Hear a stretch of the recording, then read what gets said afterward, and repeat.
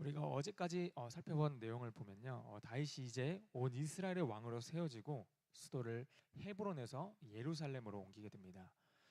그리고 숙적 블레셋과의 전투를 나가는 곳마다 또 승리하는 장면을 우리가 어제 보았습니다. 드디어 이스라엘은 이 다윗 왕국의 시대를 맞이하여서 정치적으로나 행정적으로나 그리고 군사적으로 안정을 찾게 됩니다. 그리고 오늘 6장에 넘어와서는 이제 종교적인 면에서도 다윗은 새로운 기틀을 마련하고자 했는데요. 그것은 바로 오랫동안 방치되어 있던 바로 하나님의 계, 법궤를 예루살렘으로 옮겨오는 것이었습니다. 다윗은 하나님의 법궤를 자기가 있는 다윗성으로 모시기 위해서 대규모의 저 국가적인 프로젝트로 이를 진행하는데요. 여기에 모든 지극 정성을 다윗이 쏟아붓습니다. 우리 본문 1절과 2절 말씀 함께 보도록 하겠습니다. 다윗이 이스라엘에서 뽑은 무리 3만 명을 다시 모으고 다윗이 일어나 자기와 함께 있는 모든 사람과 더불어 바알레 유다로 가서 거기서 하나님의 궤를 메어오려 하니 그 궤는 그룹들 사이에 자정하신 만군의 여호와의 이름으로 불리는 것이라. 아멘. 여기에 엄청나게 많은 인원이 투입됩니다.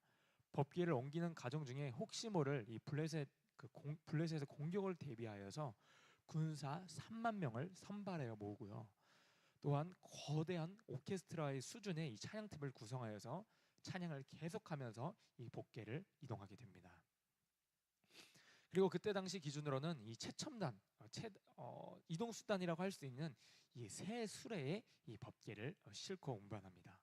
그런데 여기서 문제가 하나 발생하게 되는데요. 우리 본문 6절과 7절 말씀 우리 함께 읽도록 하겠습니다.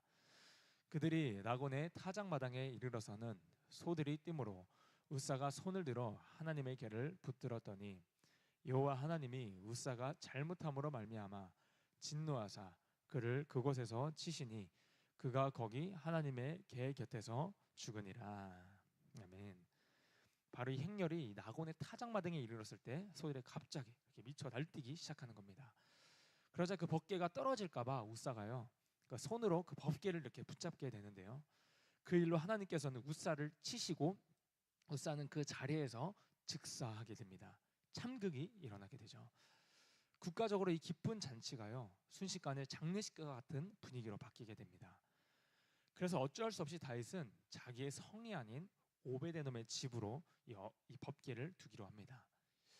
이때 다윗이요, 이 일로 인해 크게 분노하게 됩니다. 본문 8절 말씀 우리 함께 읽겠습니다. 여호와께서 우사를 치심으로 다윗이 분하여 그것을 베레스 우사라 부르니 그 이름이 오늘까지 이르니라. 아멘. 이 우사의 죽음을 보고 다윗은 왜 분노하는 것일까요? 다윗은 지금 하나님의 임재가 있는 법궤를 자기 성으로 가지고 오려는 아주 선한 마음을 품었습니다. 이것은 아주 좋은 일이었고 좋은 의도였습니다. 그런데 이 일이 자기의 뜻대로 순조롭게 진행되지 않아서 지금 다시 이렇게 분내는 것은 바로 하나님께 이렇게 분노하는 것일까요?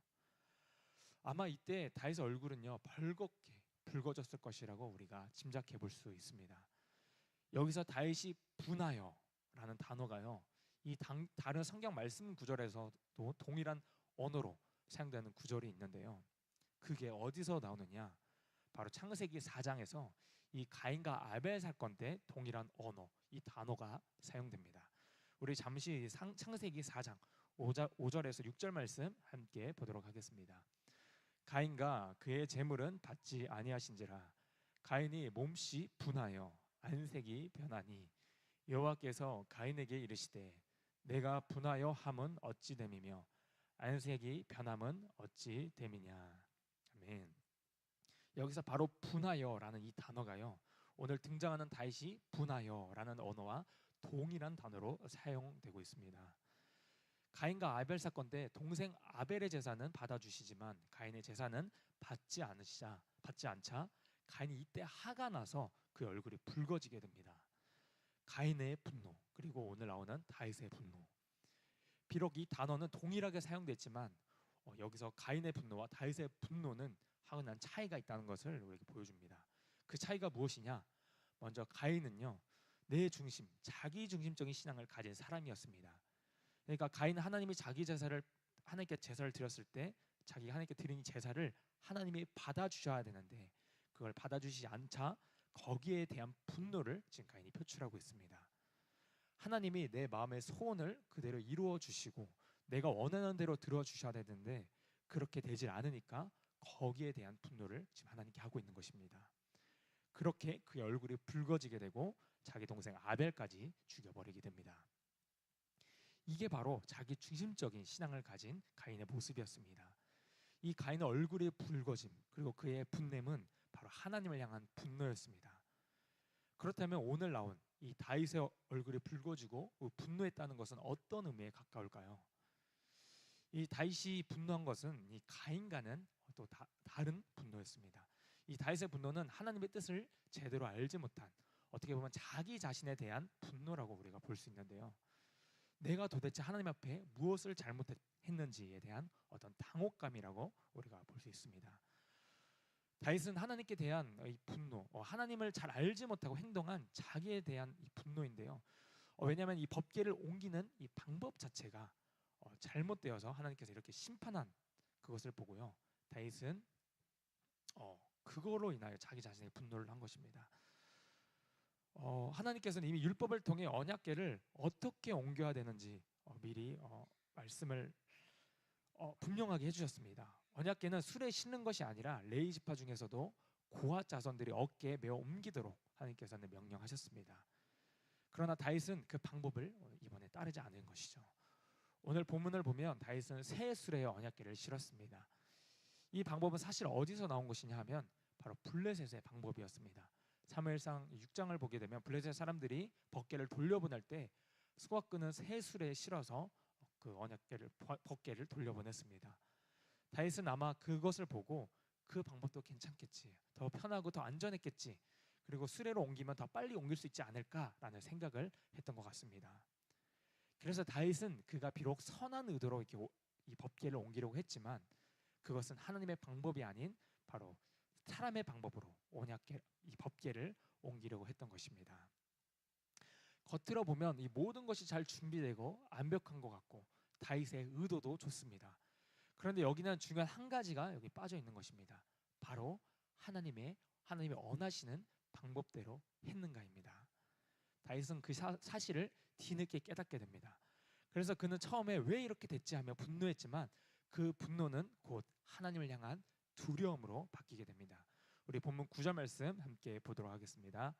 다윗이 그날에 여호와를 두려워하여 이르되 여호와의 궤가 어찌 내게로 오리오 하고. 다윗이 처음에는 분노했지만 이 9절에서는 이 두려움으로 바뀌게 됩니다.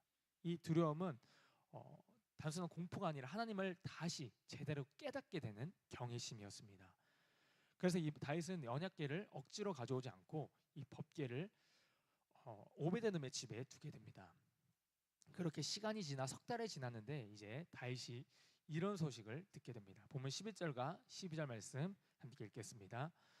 여호와의 궤가 가드 사람 오베데돔의 집에 석 달을 있었는데 여호와께서 오베데돔과 그의 온 집에 복을 주시니라.